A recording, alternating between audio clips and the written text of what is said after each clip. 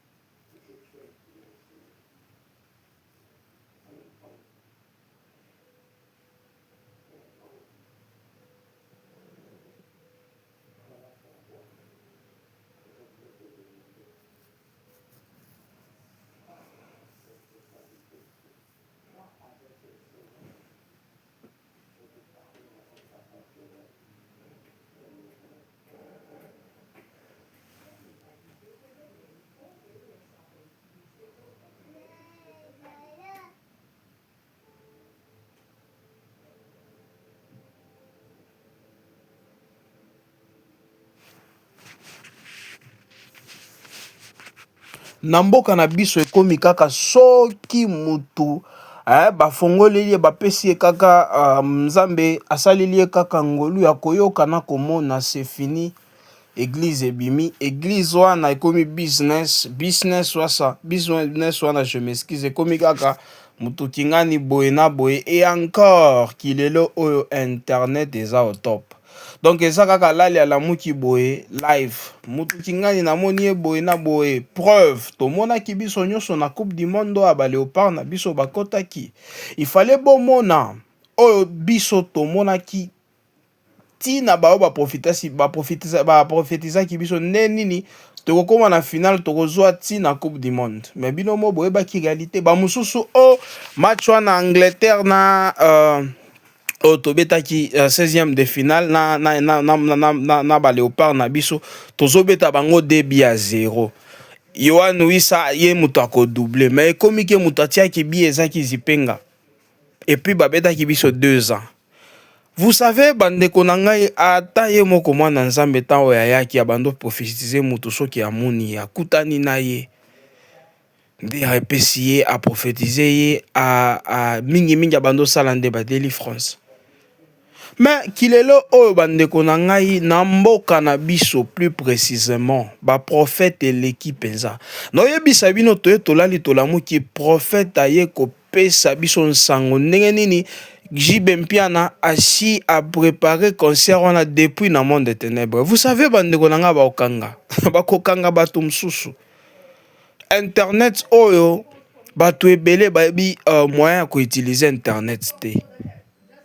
Et surtout ba prophète ya mboka na biso oyo bakota na kombo ya Yesu Kristo na mamonoko na bango koya ko utiliser sur internet, s'il vous plaît. Pas seulement que bakanga bino na Nzambe azomona bino lokolo, parce que ye moko alobi ke ne jugez point afin que vous ne soyez pas jugés. Alors ba prophète oyo ba telemi bazoyo bandenge nini JB Mpiana préparé ki concert wana na monde des ténèbres, est-ce que yo zala ki naye bakoyo kanga yo kaka pamba expliquer biso pesa biso image wana ndenge bando préparer na monde, parce que l'état yebaka te bandeko na ngai kindoki ayebaka eloko wana te. Alors soki bayebi bazwi yo kaka batieli wana na tribunal no pesa biso image wana ndenge nini jiba bando abando préparer concert wana na kindoki ndenge nini ekosala trouble, et puis to confirmer en soki te okoti boulot. Comment ne bato ebele bakota boulot? Vous savez internet et surtout ba prophète ebele ekokoisa kilelo tokomi mona na ba internet bandeko na ngai batu ebele ba prophète surtout bazo pesa bato ba prophétie na ba live yo ndenge za wana namoni yo Nzambe osunga okasi kozwa mutu abali depuis 2010 na bana asili kaka koloba oyebike biloko wana ozoloba eza lukuta komi kaka oboye na. Vous savez bandeko na nga biso mibali surtout, parce que ebele baza kaka mibali toluka misala, soki misala eza te na mboka na biso to créer ba business.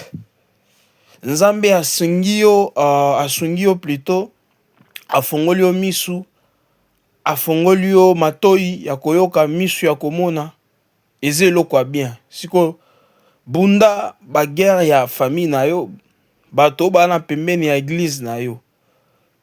C'est pas dire que ce que Nzambe afongoli yo miso moko, il faut fongola déjà groupe de prière na yo ano te bandeko na ngai eza bongo te.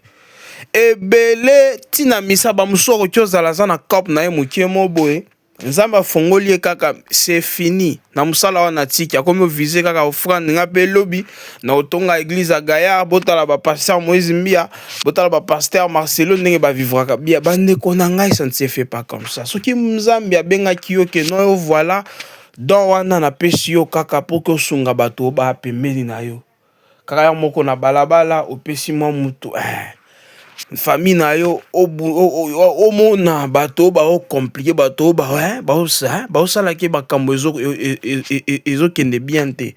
Cela ne veut pas dire que lobby a ressalé au passé. Ce qui yon nzambe apona ki yo depuis libuma mama loba ki no yo ndingo za ono za pasteur ne malembe mo komisa yo na kibo pasteur. Siko ebele na mboka ba prophète na biso soki ba fond misu kaka na matoi c'est fini.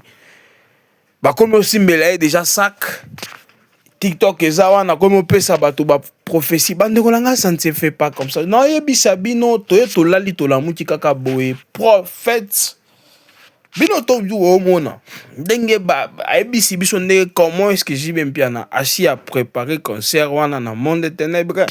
Comment est-ce que bato bakokufa na concert wana? Comment est-ce que trouble moko kozala concert wana bato bakotonda? Oui, ce qui batundi c'est tout à fait normal. Déjà JB Mpiana c'est quelqu'un qui s'est produit na poto il y a très longtemps et c'est quelqu'un oyo bato ebele na poto wana babando zela et aya ko se performer parmi ba génération ya kala. Ya ba Wenge Music, BCDC Yepe aya ko se produire. To mona ki ba Werason, ba Lokwa Kanza, ba Koffi Olomide, maintenant eza tour ya JB Mpiana, ba waze quoi, to mona ki bango. Eza tour ya JB Mpiana. Donc ceux qui a sali plein c'est tout à fait normal parce que yende mo bando zela makasi. Donc ceux qui a sali plein wana, c'est tout à fait normal bande konanga.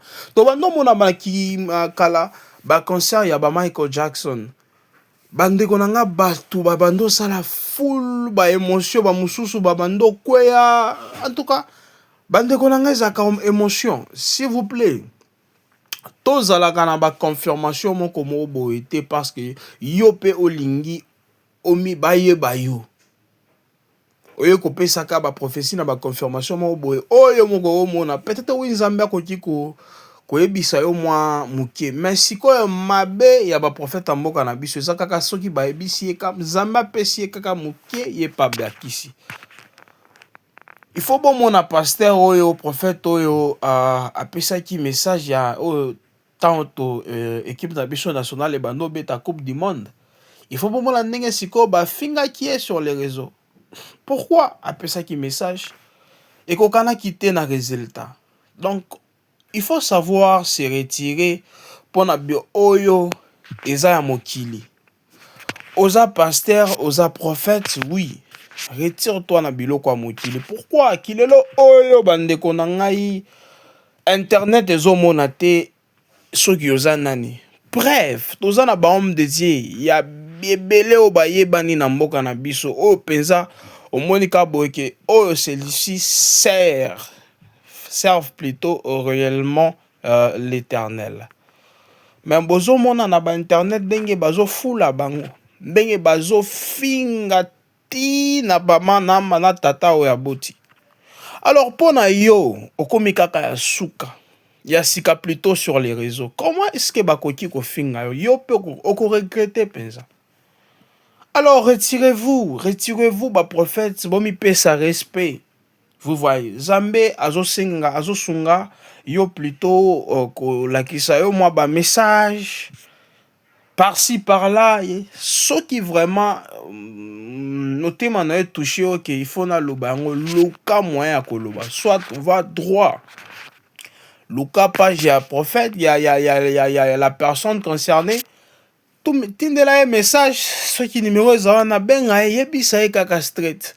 Parce que ebele ba prophète na biso bango pe bazolingaka ba yeba bango. Ba repese message boye yepe ake sur les réseaux. Asali live bato nyoso ba yoka peut-être un message wana ko kioza la correct ou ceux qui esimi ba moka bomoni nzambe onga na so servir te ça ne se fait pas comme ça. Réseaux sociaux ko ki ko élever yo te nzambe nde muto ko élever yo. Ako élever yo na ndenge nini na biloko zo sala. Et surtout, ba prophète en moka na biso, botika ko sala mabe na kombo ya Nzambe. Nzambe ko juger bino. Boluka misala, c'est le plus important bande ko ngai. Boluka misala, ba business na mboka na biso wana ba 4 kwa wana misala eza ebele. Omoni ke te na kin misala eza te kendela ba katanga kuna ba kolwezi, ba goma kuna ba obunda misala ezali. Mabele ezali ezofuta kendo luka musala kuna mboka na yo ba étranger belé bazolia bambongo kuna kende ezaka na kinte zo transport koma na Lubumbashi koma na kin et koma plutôt na Kolwezi kuna luka musala eza mboka na yo kuzwa okusala ozo servir pe nzambe nde bongo ezalaka bandeko na ngai. En tout cas concernant concert ya JB Mpiana, ça se passe toujours comme prévu. Les concerts ça s'est passé le 14 novembre 2026 à Paris, plus précisément dans Accor Arena ex-Bercy, donc ancien Bercy. Na kala ezalaki na kombo ya Bercy, mais qu'il est là commis Accor Arena. Donc JB Mpiana Yemoko Motopamba, le papa chéri va se performer le 14 novembre. Hein? Après Penza un temps, plus de 20 ans si je me trompe, Penza JB Mpiana l'artiste au Penza a 8 ans naé. Afanda ki azala ki na kwa naé comme kaka ningi bato ebele balobaka non, c'est un papa responsable, c'est un papa qui se respecte. Un artiste comme un politicien. Donc azala kana kwa naé yeba chichi jamais on komona naé. Alors, Azaki na quoi nae, enfin, c'est décidé. Alobi non, il est temps maintenant, ngapé na sepelisa ba oyo penza, ba sepelaka na musique inanga. Et surtout, c'est que j'aime chez lui, à respecter ka penza la culture, ya musique en mboka na biso. Moi, je jamais, ba ibele oyo, bon, nandenya mabete tozoloba. Tous nous savons que musique en mboka na biso, rythme, style, eza la rumba. Hein? Alors, et bela artiste alelo oui pour que bendele koyate bazoko tamwa la rythme mususu mais JB Mpiana na yebiye na ebandeliti na suka tina ndenge oyo a se retirer na game mabeta kaka rumba bandeko na ngai. Alors le 14 novembre wana nazoyebisa bino kozala rumba na rumba peza ba oyo bazalaka wana pona rumba bakomlia bakomela yango bakolangwa yango bakolala kaka wana na Accor Arena. Nazoyebisa bino ekoyinda. Le plus important, moi je vous ai toujours dit, ce que l'ingaka artiste, il est temps à couper sa force spirituellement, physiquement, mentalement. L'artiste a besoin ya kosombela e babier, l'artiste a besoin ya promotion, l'artiste a besoin de prière. Parce que ce qui est là, oh, bah, prophète, bah, zolo, bah, nenge, koza, la boina, bah, ceux qui tient na prière, bah, bilo, quoi, nego, salimate. Ce qui est là, l'artiste, pour, au lieu, lo, bah, mabe, au finga, il est temps, ça, la promotion, vu que, aux alakana, bah, abonné, belé, aux moi, comment est-ce qu'il affiche, na, au tie, pembe, ne, oso rappeler, bah, tout, parce qu'il est là, bah, jour, réseau, qui ne pensa, mango. Ozo rappeler batu na ndenge ki fait affiche eza wana ozo lobama mukie osali ba analyse na yo sala caméra tie moi affiche na pembeni wana o rappeler batu parce que le 14 c'est bientôt là, il est temps de se préparer déjà ko somba ba billet. Nous voulons que tout le monde a comment est-ce qu'on dit sold out c'est la veut dire ba billet nyonso esili et là mususu eza ko somba ba billet donc financièrement tout comme physiquement. Voilà. Tosomba babiye nyonso ici la sold out nde loko tozozela sold out. En tout cas ceux qui concernent o beta misa comme on affiche sold out na koloba penza ba congolais to amitema mabe parce que vu que si on regardait penza de la façon dont tozaki excité bichotou surtout bana poto concert ceux qui tomoni sold out c'était na loba vraiment okindo kina misu na moni na ngai.